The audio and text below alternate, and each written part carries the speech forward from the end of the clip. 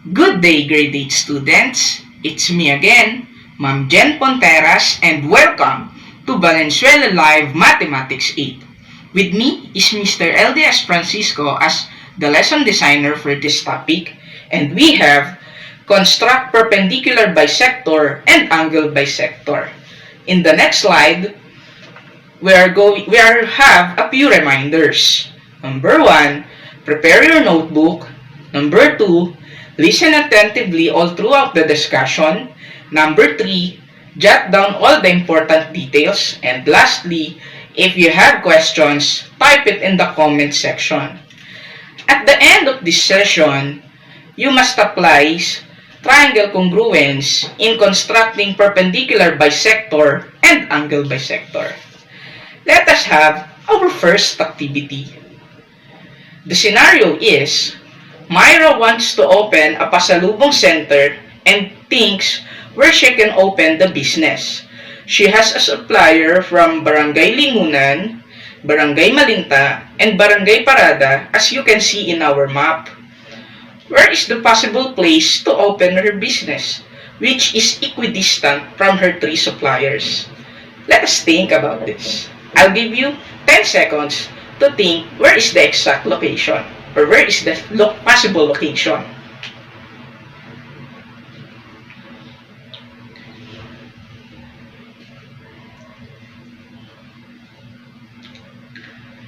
The possible location is a certain place in Barangay Maysan. The point where the 3 medians of our triangle intersect is the centroid. As the median contains the centroid of our triangle, it seems that we formed 2 congruent triangles at a time. Can you imagine it? We can say that the certain place in Barangay Maysan is the right location for Myra to open her business nearby her suppliers. As you can see, we have perpendicular bisectors and angle bisectors in our figure. Do you still remember how we construct perpendicular bisectors and angle bisectors? Let us have our materials. You will need, in the next slide, you will need compass, ruler, pencil or pen, protractor for our performance task, and paper. So first, let us construct perpendicular bisectors.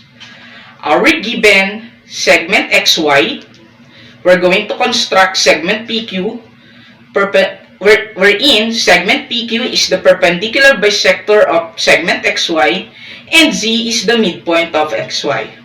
The first step is, you draw segment XY, then place the compass point on one end of the line at X, and adjust the compass to just over half of XY. Then, draw an arc on each side of XY, as you can see in our figure.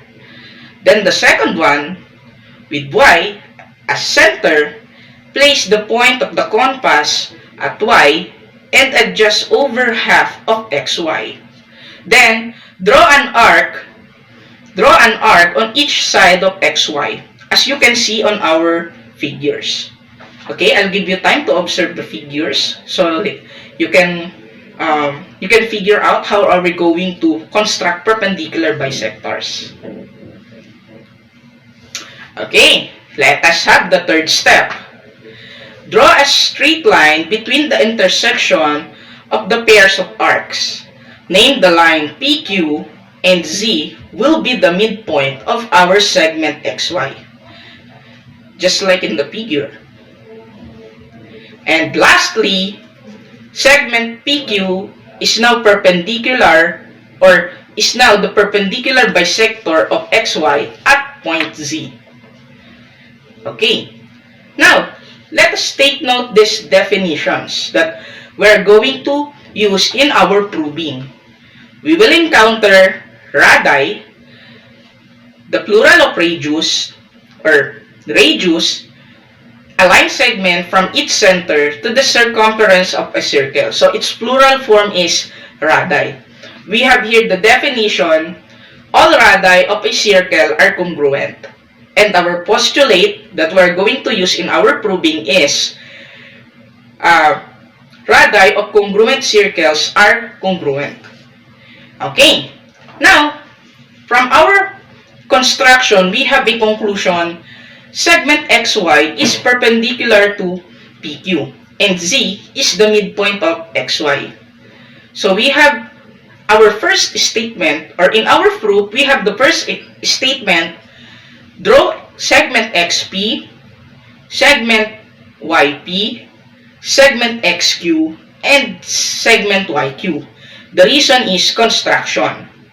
The second one, segment XP is congruent to segment YP, and segment XQ is congruent to segment YQ. The reason, radii of congruent circles are congruent.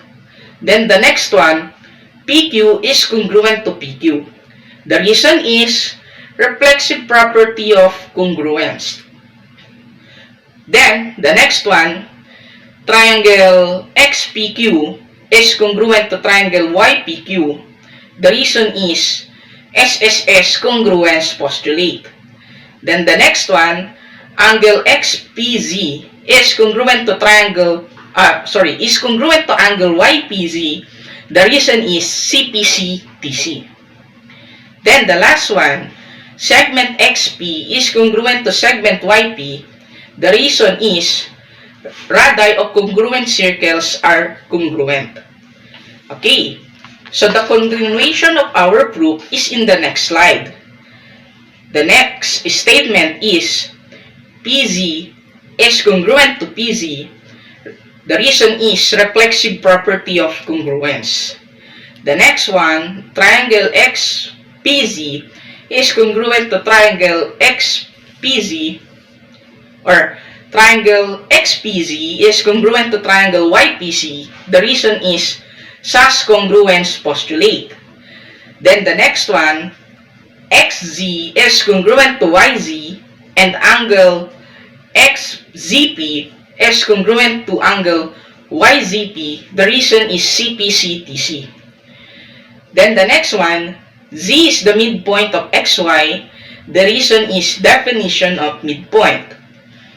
Then the next one, the measure of angle XZP is equal to the measure of angle YZP is equal to 90 degrees. The reason is congruent supplementary angles theorem because of 90 degrees. Then the last one, we can say that segment XY is perpendicular to segment PQ, definition of perpendicular lines. Now, let us construct angle bisectors. So we have here the given angle C, and we're going to construct side CM, the bisector of angle C. So the first step is draw angle C. Given a circle with C as center and any convenient length of the radius, place the point of the compass at point C and draw an arc that intersects both sides of angle C. Label the intersection E and Q, as you can see in our figure. So we construct angle C, then later on we have the arc containing points E and Q. Okay. Then the second step, with E as the center, place the point of the compass at E and draw an arc in the interior of angle ECQ. So we have here the figure how we do the second step. So let's have the third step. Using the same radius and with Q as the center, place the point of the compass at Q and draw an arc that intersects the arc that drawn in step 2. Label the intersection point M. So you're going to do the same procedure on step 2 and label point M wherein the two arcs intersect. Okay, the last one, draw ray CM using the straight edge or ruler from point C and passing through the point M. So that would be the that would be the angle bisector, just like in our figure. Now, in our conclusion, ray CM bisects angle ECQ and angle ECM is congruent to angle GCM. So we have here our proof.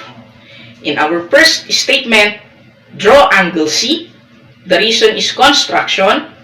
The second statement is draw arc RS. The reason is construction. Then the next one, CE is congruent to CQ. The reason is all radii of a circle are congruent. Then the next one, EM is congruent to QM. The reason is radii of congruent circles are congruent. Then the next one, CM is congruent to CM. The reason is reflexive property of congruence. Then the next one, triangle ECM is congruent to triangle QCM. The reason is SSS congruence postulate. Then the next one, angle ECM is congruent to angle GCM. The reason is CPCTC. So we can say that CM is bisector of angle ECQ. The reason is definition of angle bisector. Now, let us keep in mind that perpendicular bisector of a segment is either a line, a ray, or a segment that is perpendicular to a given segment at its midpoint, hence dividing it into two congruent parts. And the angle bisector is a ray that divides the angle into two congruent angles. Now, before we end our discussion, we have the performance task to be discussed with your teacher. The instruction is construct a perpendicular bisector and angle bisector in an isosceles triangle. Label the triangle and points in a triangle if any. Now, here's the task that you're going to be discussed with your teacher. After you draw all the perpendicular lines, did all perpendicular lines form a right angle? Why or why not? Among the perpendicular lines, is there a perpendicular bisector? Why or why you say so? After you draw all the angle bisectors, which of the angles are equal? Is there an instances in your drawing that angles are not congruent even you bisect them? So we are going to leave this to you and to your subject teacher. For question and answer, please type it in the comment section or discuss it with your subject teacher. For your assignment, kindly answer the modules 8 and 9, what's more. Again, I am Mam-Gen Ponteras and thank you for tuning in. Goodbye grade 8. Ingat tayong lahat.